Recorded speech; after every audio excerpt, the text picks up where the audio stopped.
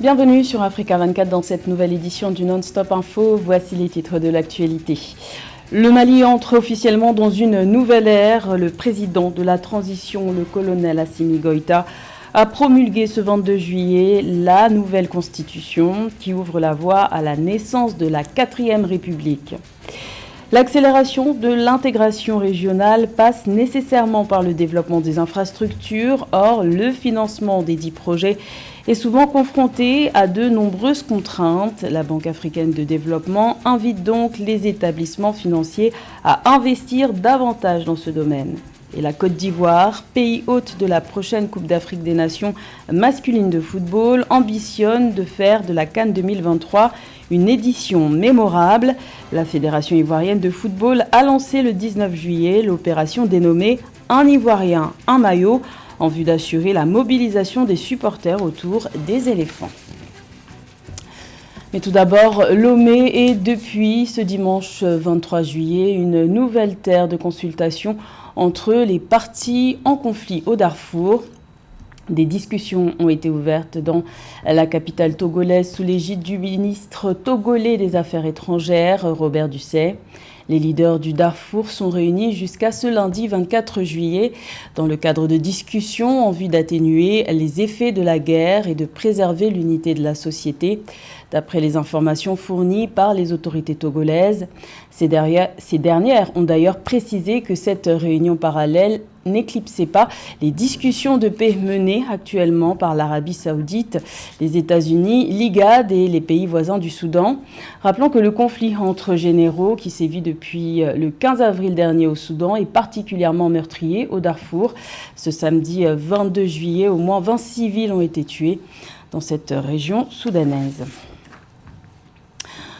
Concrétisation au Mali du projet de nouvelle constitution initié par le colonel Assimi Goïta. Le président de la transition a promulgué ce 22 juillet la nouvelle constitution ouvrant la voie à la naissance de la 4e République, et ce, au lendemain de la validation par la Cour constitutionnelle des résultats définitifs du référendum des 11 et 18 juin dernier, approuvé à 96,91% des suffrages et contesté par une partie de l'opposition.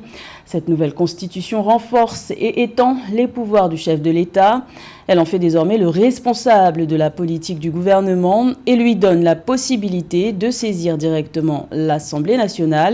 Le président Assimi Goïta s'est adressé à la nation pour officialiser ce nouveau départ. Écoutons-le. Maliennes, Maliens, mes chers compatriotes,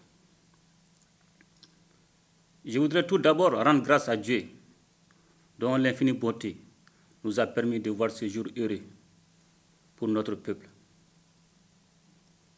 En effet, c'est avec beaucoup de fierté et d'espoir que je viens de signer le texte de la Constitution adopté par le peuple lors du référendum du 18 juin 2023, dont la Cour constitutionnelle a proclamé les résultats définitifs le 21 juillet.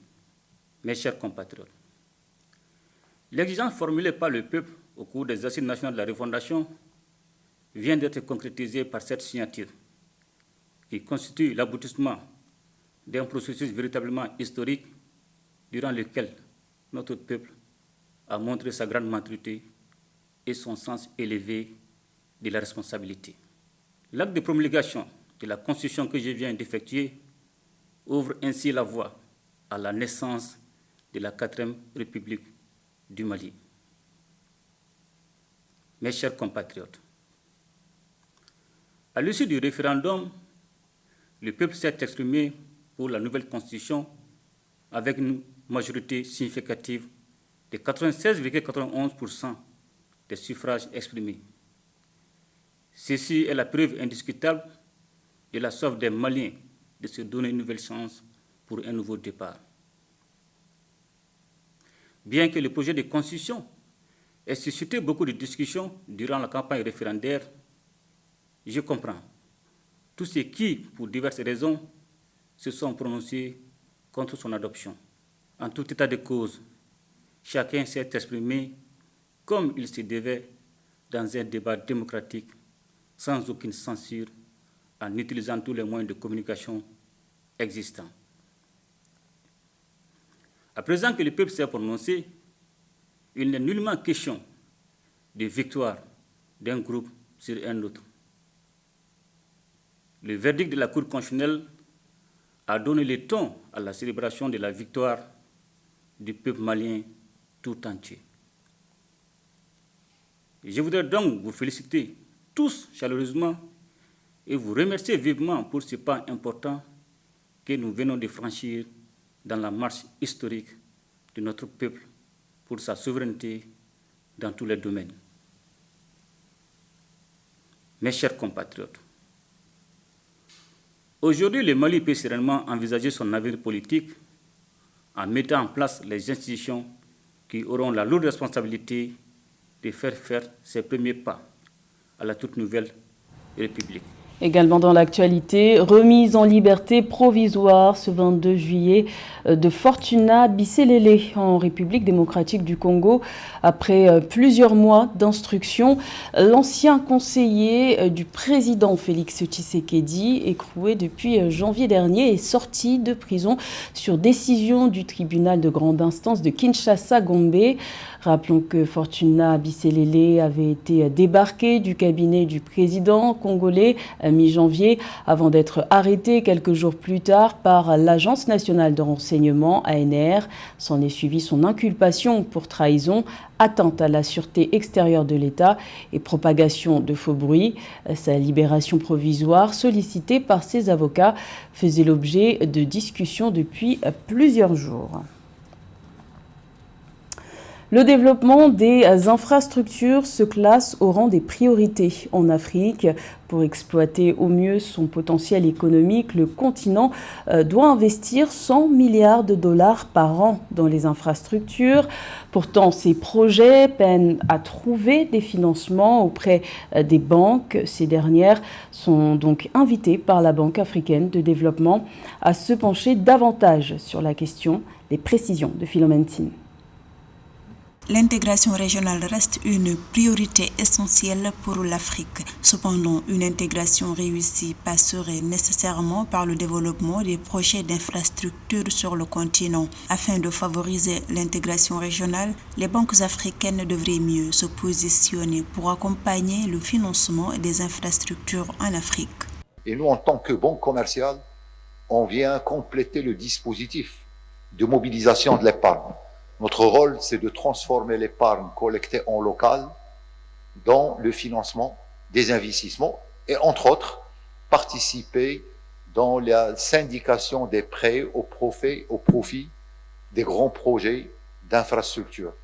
Et aux côtés des banques multilatérales, mais aussi aux côtés d'investisseurs institutionnels. La Banque africaine de développement suggère que les institutions financières africaines explorent de nouveaux modèles de financement des infrastructures, telles que les infrastructures financées par les ressources naturelles. Elles sont également appelées à canaliser l'épargne des ménages pour les transformer en un mécanisme de financement à long terme des projets d'infrastructures en Afrique. Il faut qu'on arrive, moyennant les entreprises africaines, les champions africains, les banques panafricaines africaines, les fonds souverains africains, les institutions de financement et les institutions aussi de pension, de compagnies d'assurance, à mobiliser une force de proposition, mais aussi une force de pression à l'échelle internationale pour que nous puissions impacter la perception du risque africain. Selon le rapport 2022 sur l'investissement en Afrique du Programme des Nations Unies pour le développement, les opportunités d'investissement identifiées offrent des possibilités intéressantes pour l'intégration régionale et le renforcement du commerce entre les pays d'Afrique. Ainsi, les secteurs les plus marquants des opportunités d'investissement en Afrique sont l'alimentation et les boissons, les infrastructures et les soins de santé. Nouvelle étape dans les relations de coopération entre le Cameroun et le Maroc. Les deux pays ont signé le 18 juillet un mémorandum d'entente en matière de météorologie et climatologie. Le but, fournir des informations de qualité aux décideurs ainsi qu'aux populations à l'heure où l'Afrique est confrontée à de nombreux événements climatiques extrêmes. Les explications de Eugène Schéma. Anticiper les phénomènes météorologiques extrêmes, c'est l'une des attentes du Cameroun dans le cadre du mémorandum d'entente signé avec le Maroc dans la promotion des activités de collaboration en matière de météorologie et de climatologie. À travers l'expertise du Maroc, le ministère des Transports du Cameroun espère fournir une information météorologique de qualité aux décideurs et aux populations. Nous avons constaté avec beaucoup de dégâts, des inondations, la volonté pour les deux pays de prévenir les alertes précoces et de fournir à tous les usagers. Aujourd'hui, rien ne se fait sans la météorologie. Nous devons donc tenir compte de tous ces espaces, de ces éléments-là pour prévenir et surtout lancer les opérations que nous avons à mener. Les changements climatiques provoquent dans diverses parties du monde des hausses de température, sources de sécheresse, inondations, risques de maladies, crises alimentaires, perte de la biodiversité. Les données climatiques sont utiles dans ce cadre pour prévenir et permettre aux populations de mieux gérer les catastrophes dans leur milieu de vie. Le Maroc a forgé une expérience en la matière pour gérer les phénomènes de stress hydrique que le royaume subit.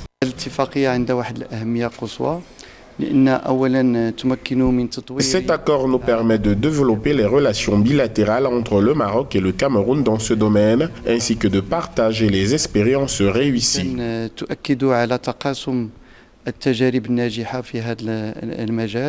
Le partenariat permettra d'établir des alertes précoces pour des réponses appropriées et rapides, ainsi qu'un renforcement de capacité des acteurs œuvrant dans ce secteur. Le ministre des Transports du Cameroun, Jean-Ernest Massenangale Bibere, compte aussi améliorer la coopération avec le Maroc dans d'autres secteurs tels que les transports ferroviaires, routiers, aériens et maritimes. Il a à cet effet eu également des échanges avec le ministre des Transports et de la Logistique du Maroc, Mohamed Abdel Jalil.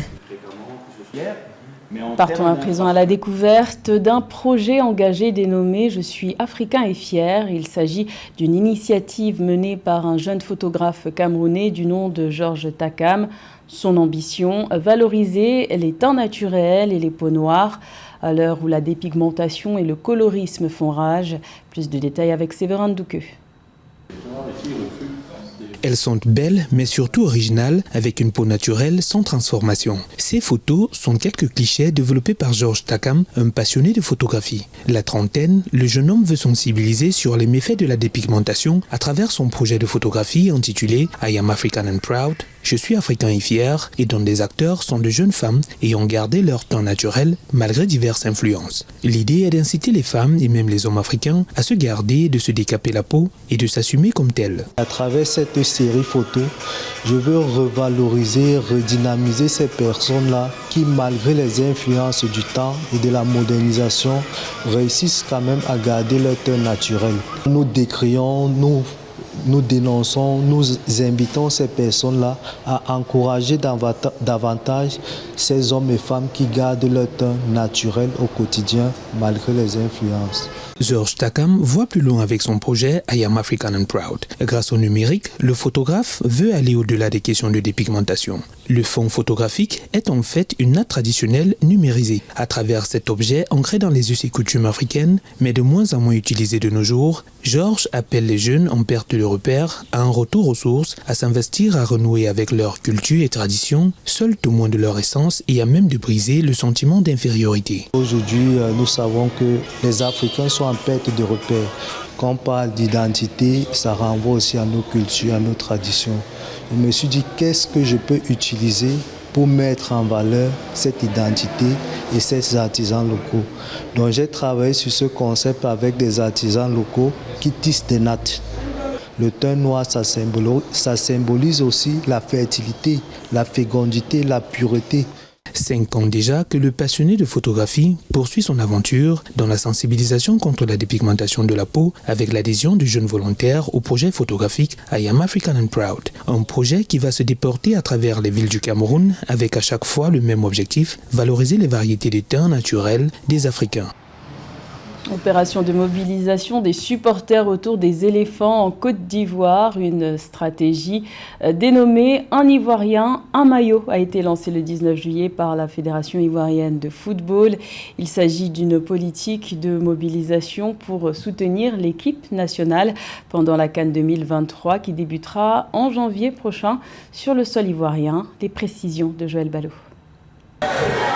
À 6 mois de la Coupe d'Afrique des Nations de football 2023, qui se tient en Côte d'Ivoire, la Fédération ivoirienne de football, à travers son président Yacine Idriss Diallo, a lancé une vaste campagne de mobilisation des Ivoiriens. L'opération « Un Ivoirien, un maillot » vise à inciter les Ivoiriens à faire corps avec leur équipe nationale pour une organisation parfaite et historique. Nous avons sollicité un certain nombre d'entreprises nationales. C'est cette opération qu'on appelle un Ivoirien, un maillot que nous sommes en train de lancer. Et nous avons commencé par les entreprises qui ont réglé, sans attendre, sans se poser de questions, se sont engagées parce qu'elles sont convaincues que le rapport est de nature à booster notre équipe nationale et à faire avancer le projet qui est notre, que nous avons tous, à savoir faire la meilleure CAN possible en termes d'organisation et faire la meilleure CAN possible en termes de performance.